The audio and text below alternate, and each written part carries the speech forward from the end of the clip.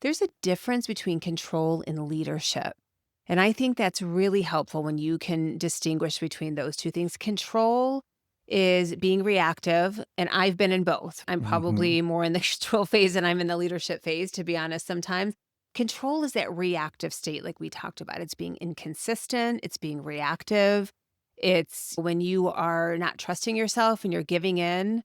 And leadership is grounded. Hmm. Leadership is values based. It's making calm decisions. It's having very clear boundaries because you're clear with yourself.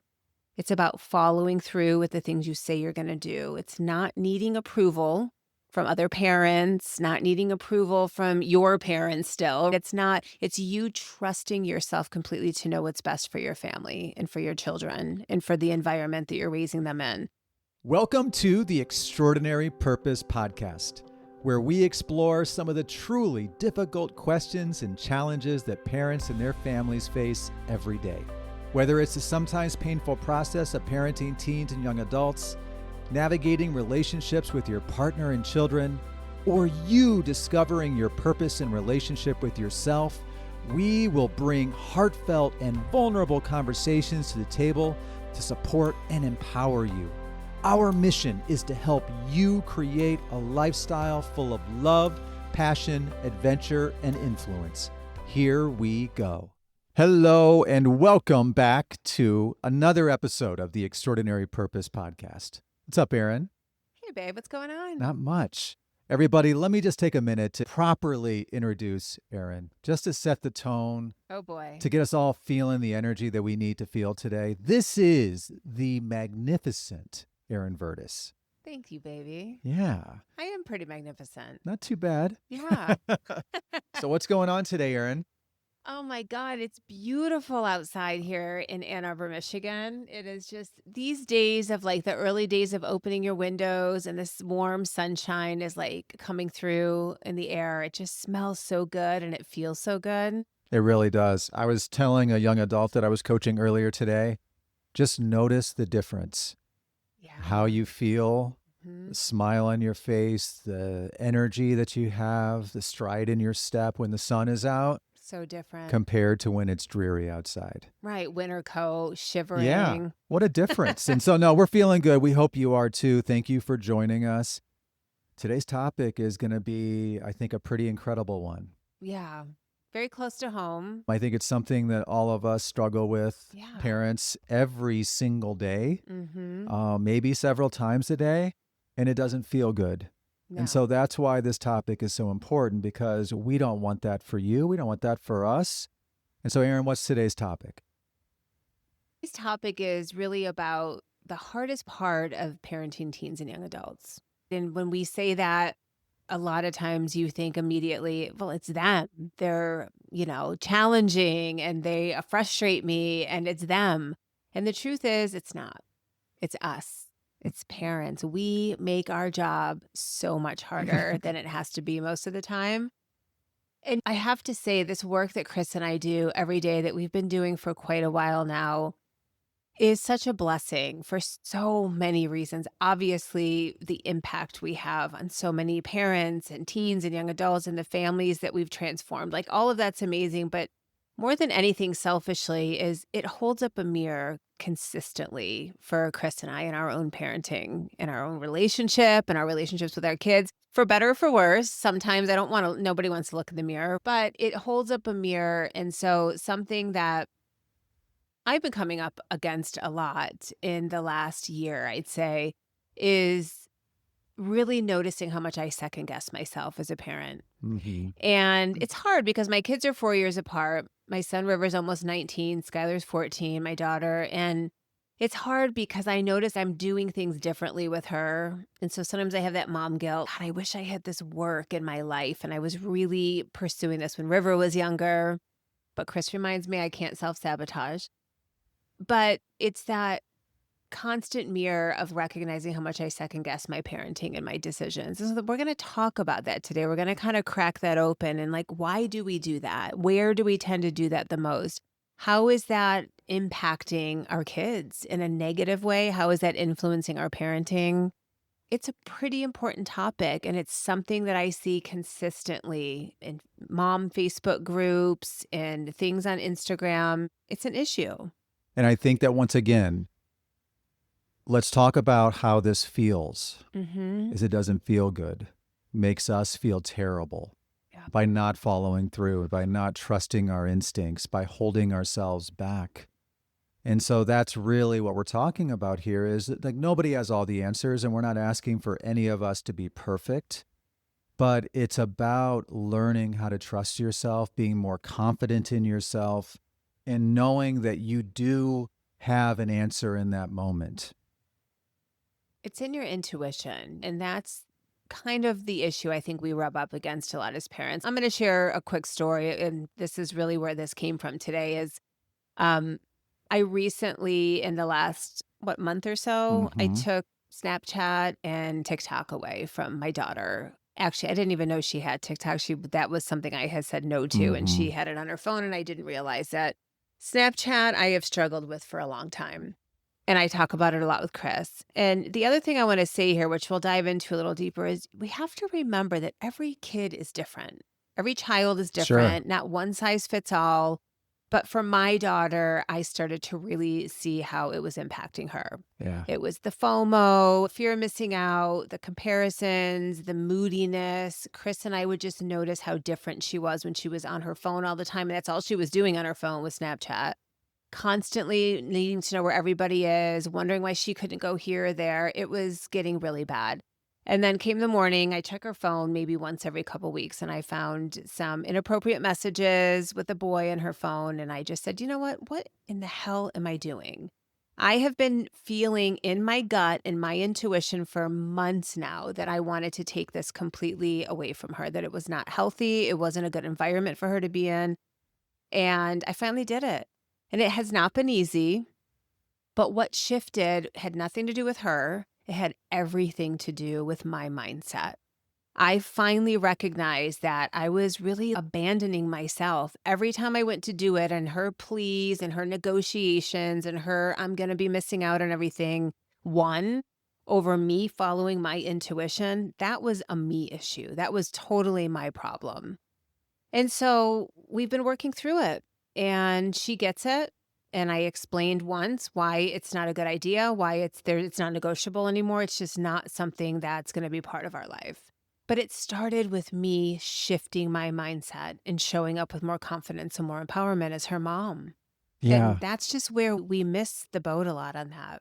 Yeah, I think we do. We hold ourselves back, we bite our tongue, we don't do the thing that we know is the right thing to do for a lot of reasons. And Aaron mentioned guilt. That's a big one for moms. Fear of damaging the relationship.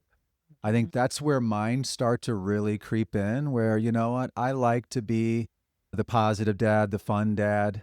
And so anything that puts that at risk stops me from sometimes challenging them or having that deeper, more difficult conversation or Mhm. pushing them in a direction, or I shouldn't say pushing, but having that conversation to help them move in a certain direction if that's the case.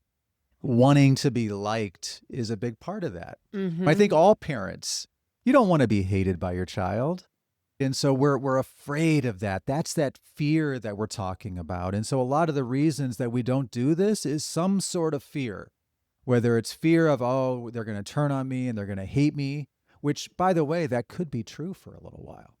And that, unfortunately, is part of the parenting journey, part of the parenting process. Mhm. Yeah, it's hard. We don't wanna be uncomfortable. We don't wanna make them No, uncomfortable. We don't wanna be uncomfortable. We're talking the whole social media thing maybe is for those younger teens, but as our kids become young adults, it's like, should I bring up this topic? I, Too touchy? Is that gonna make him uncomfortable? You know what's interesting, and I think I said this on the last pod, our parents didn't think that way. You know what I yeah, mean? It was like, you just do what you're supposed to do. Parents told us what to do. We wait. did it. There wasn't all of this, is this gonna be uncomfortable? But the truth is, we don't think about the long run. And this is Hmm. something I said to Skylar is that you are going to thank me one day. And she will. I know she will. And, what for me, what I'm coming to up against a lot as well is recognizing, really thinking about the decisions my mom made when I was growing up and things that I didn't agree with. But now I look back and I'm so grateful she did some specific things that she did. So I lean into that a little bit when I'm making those uncomfortable choices now.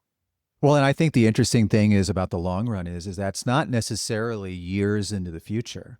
I Hmm. think something that I've seen with you and Skylar is like, yes, she's going to push back in the moment. She's going to get angry. She's going to yell. She's going to be upset in the moment. And you're afraid of that because it's very uncomfortable and she's pushing and you get exhausted. But I think what I've noticed, and maybe this is different for each child, but that cools off.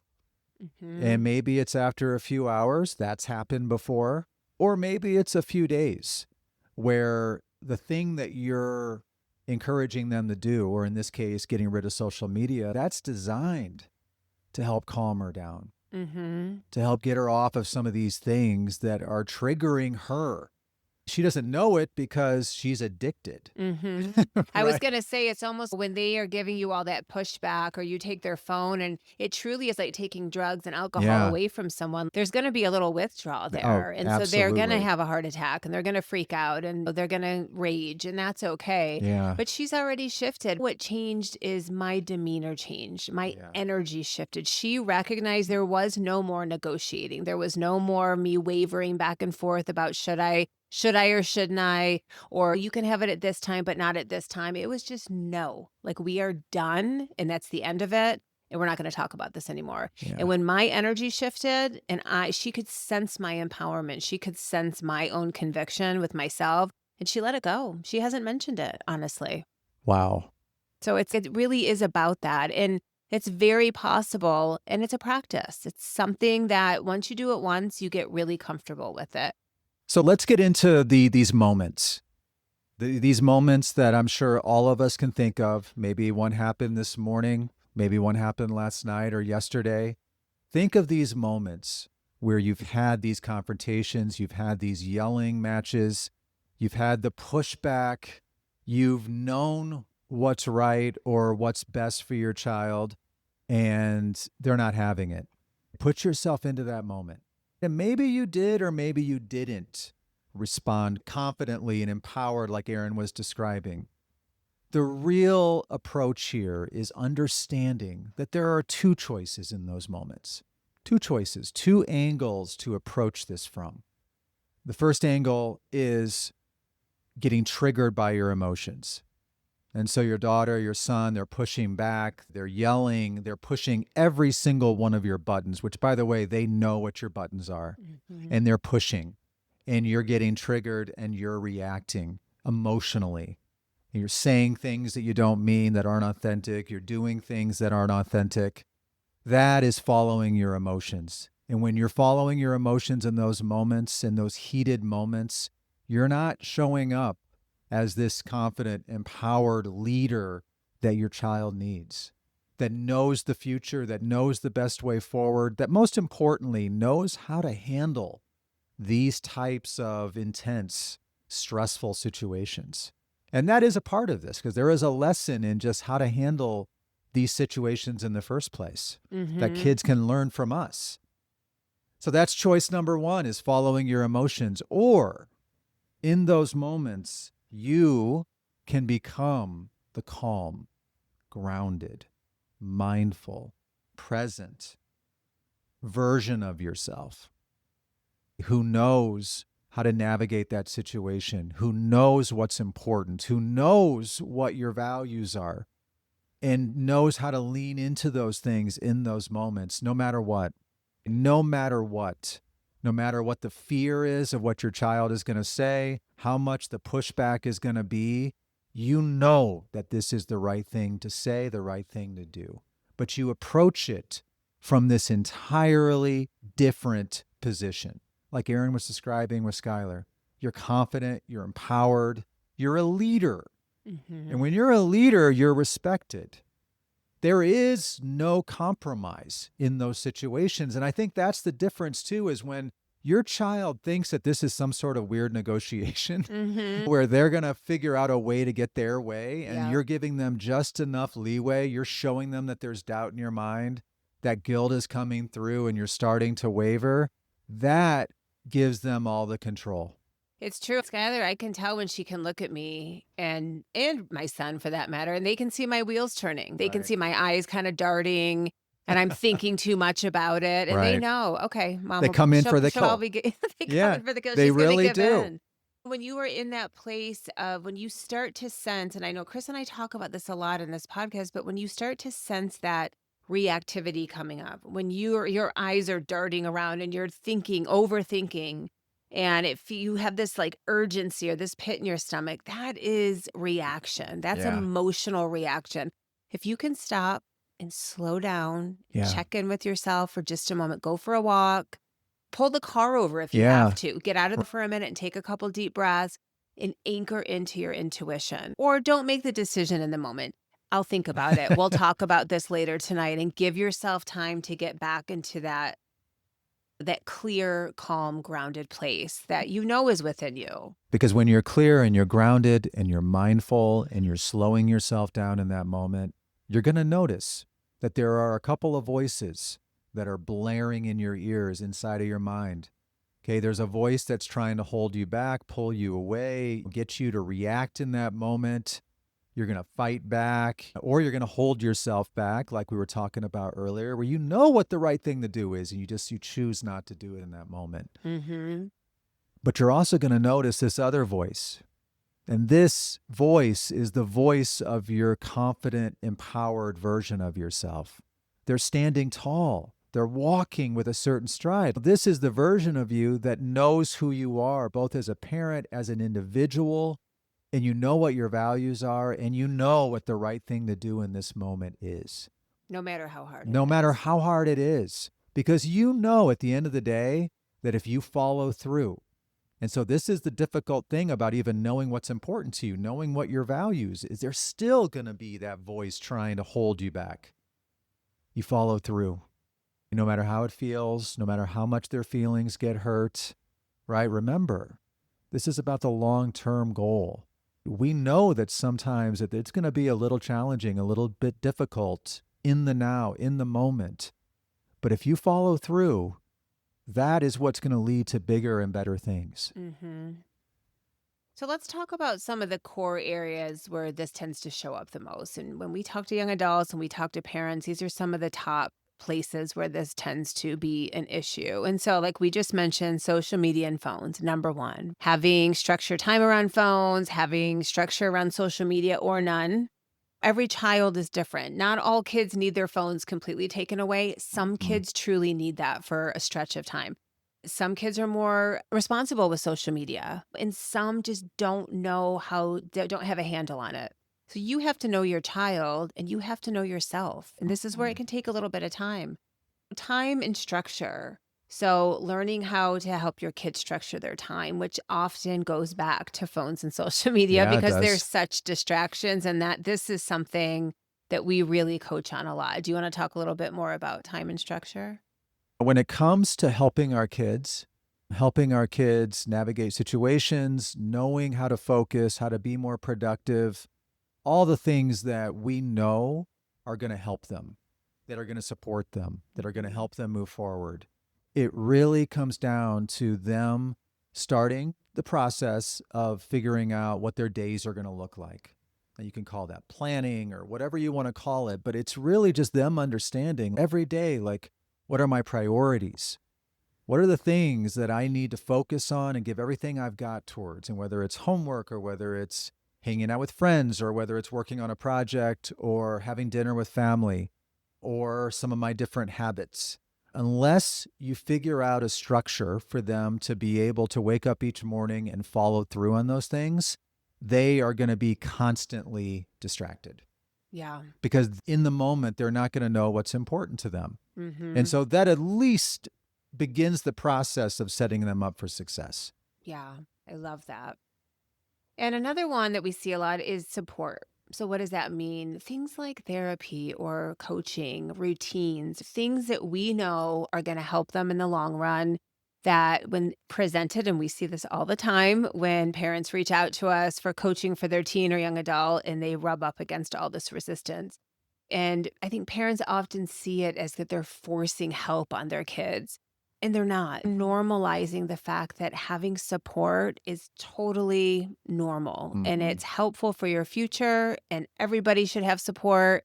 But that is a really big one where parents tend to they let their kids make the decisions a lot of the time, when the truth is kids don't have to know what the best thing for them is right now. And I get it. I've went through this with my son. I wanted him to go to therapy for a long time, and he never said no to me. He would go to, Hmm. once or twice and then say I'm good. But because I never gave up on the conversation and we continued to even though it was uncomfortable for him, he went willingly and he loves Hmm. it now and he goes every week. But it's because I did give him a little leeway to find his own way, but I continued the conversation. I didn't just shy away from it because he didn't want to. I think that brings up a really good point, is that one of the big reasons that our child reacts the way that they do in some of these heated moments is because they are triggered themselves. Okay, they're in their thoughts, they're distracted, they might be on their phone. If you're in the bedroom trying to have a conversation with them, they're probably on their phone. Are they present when they're on their phone trying to have a conversation with you at the same time? No. And so, any of these things that we're talking about, whether it's limiting technology use, social media use, whether it's having more of a plan for your day, knowing what's important to you, none of those things or none of those conversations are going to go well if they're distracted in the moment when you're trying to have those conversations. They're going to say no, they're going to react, they're going to push back. This is exactly why, because they don't know what's important to them. And that's the other part of this too, is when you're a teenager, and everybody here can remember back to being a teenager, being a young adult, you don't know who you are yet. You don't know what's important to you yet. And so guess what? You need your parents more than you think you do. Now, you don't think you do. And that's part of the attitude, that's part of the pushback, that's part of the reacting, is you don't think you do. You want your independence. But at the same point in time, you need your parents probably 10 times more than you think you do. And that's why what we're talking about today as parents is so important, is we can't retreat. Not when your kid actually needs you the most, not when they're lost in their world, they're distracted, they're making either good choices or bad choices. They're Mhm. trying to figure things out. They need guidance, they need coaching, they need a therapist, they need less time on their devices, they need a plan for their day. These are the things that are going to help to set them up for success. They don't see that, which is why they need us so much. So true. And the last one here is a really big one. I know it's a big one for me, and I think this is really true for a lot of moms that I talk to, is family culture. And culture meaning like what you consistently allow in your home or don't allow. So some specific examples in our home are things that will become patterns and habits if you're not careful, like letting them eat up in their room all the time Hmm. instead of having them down at the dinner table or making them eat down here. Just things like just staying in their room too much Yeah. instead of saying, "Hey, everyone get down here. It's time for a movie night. We're Mhm. having a game night. End of story." Getting them outside with you on a walk, letting them run the show and say, "No, I don't want to do that." Yeah. So those are things when you get clear on what you want your family culture to look like, what you want your home to feel like, you have to really make that decision of what habits and patterns am I allowing or not allowing. And Yeah. believe me, it's easy. We as parents are not much better than our kids. We get Right. lost in our own Yeah. distractions. Work, computers, phones, devices, TV, whatever it is we're doing. And maybe it's not always those things. Maybe it is our hobbies Mhm. and our interests. But this is where we have to be on in a way that our parents didn't have to be on. Mhm. It's so easy to let them just stay lost in their own world on their phones or a Netflix. And so really getting clear on what do you want that family culture to look like? How do you want your home to feel? And you really deciding and creating some structure in your home and you deciding what does Yeah. that look like and getting them on board. They don't get to make all the decisions about how that's going to look. No. I loved what you said about, I think a lot of the times we don't push back or we don't stand our ground or we don't show up as this empowered version of ourselves because we think it's easier not to sometimes.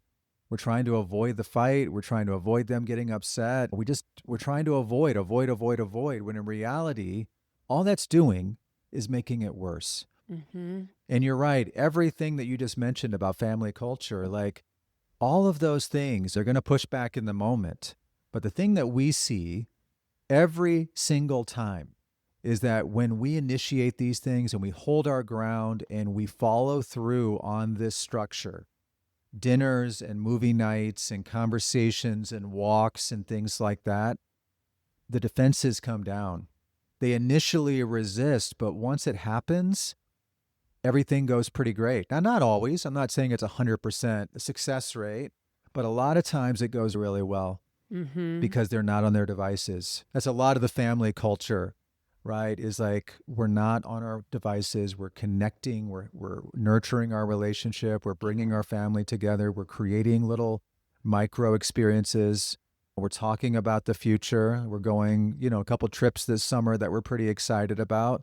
That requires some intention to Yeah. bring us together, to get the family, not just one of us or two of us, but all of us excited about the family as a whole, our role in the family, and the direction that we're all moving together. I love that, honey. That's amazing. And let's talk a little bit about how we can just really make this a little more black and white, because I do know that there's a lot of parents that will see some of this as, well, I don't feel the need to control my child.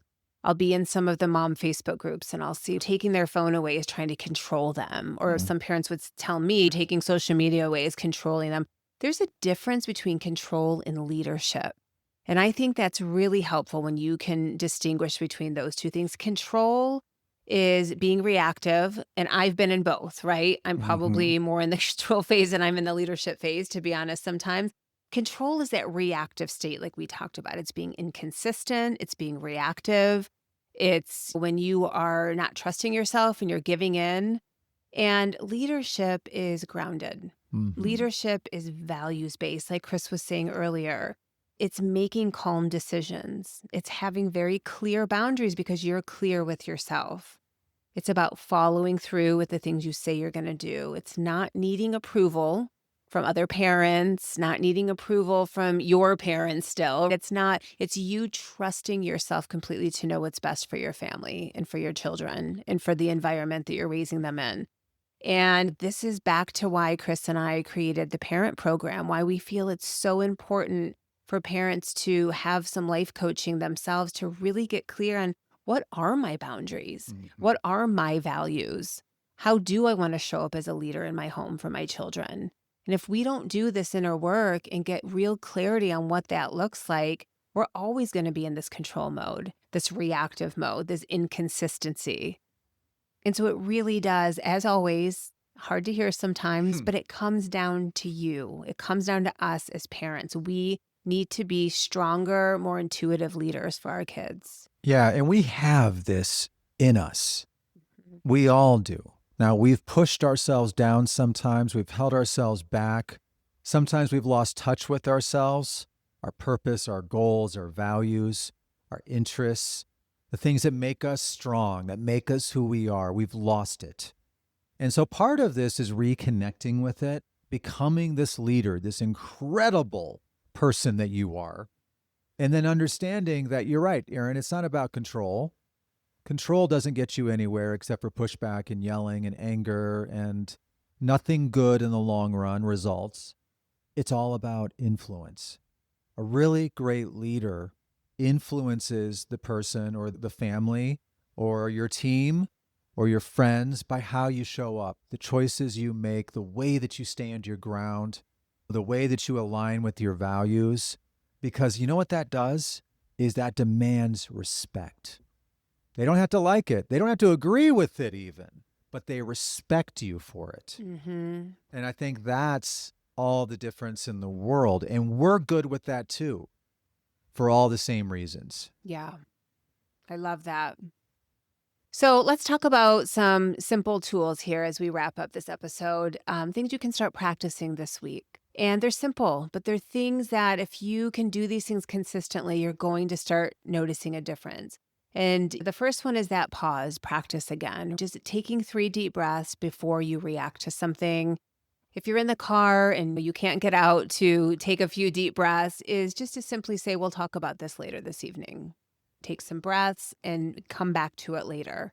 If you are in the house having a conversation and you're uncertain and you are needing to make that decision and you're going wavering in your mind, you're not sure what to do, go for a walk. Yeah. Check in with yourself. Just pause before you react to something or Yeah. respond.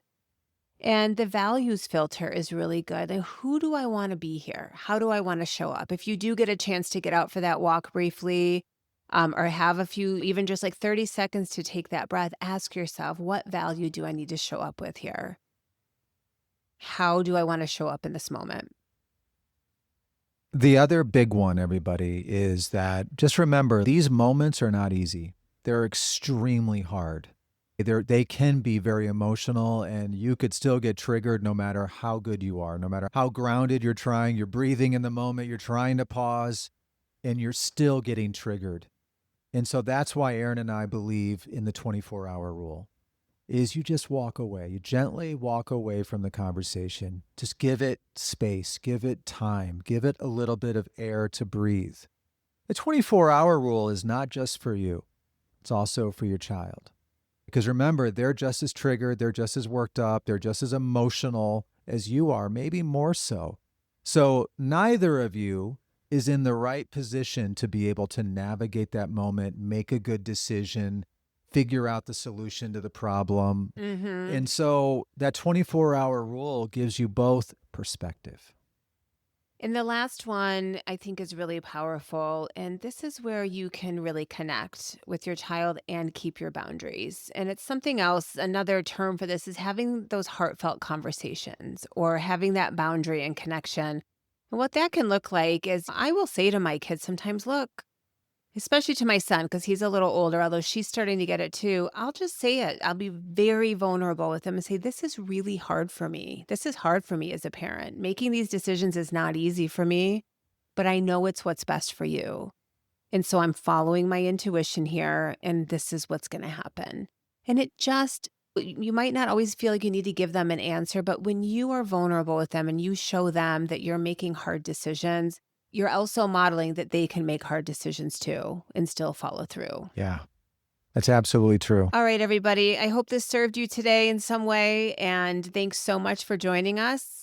We'll see you next week. See you, everybody. Take care. Have Bye, a good guys. day. Bye-bye. We are so thankful for you and your beautiful family and hope you found something inside today's episode that brought you hope, inspiration, and most importantly, a path forward. If you're interested in evolving your relationship, giving your kids the most important gift of personal growth and development, or are a mom looking to reconnect with your confidence and become empowered in all areas of your life, then schedule a discovery call with us today. Our mission is to help as many families as possible find their purpose, and that starts with you. See you in the next episode, my friends.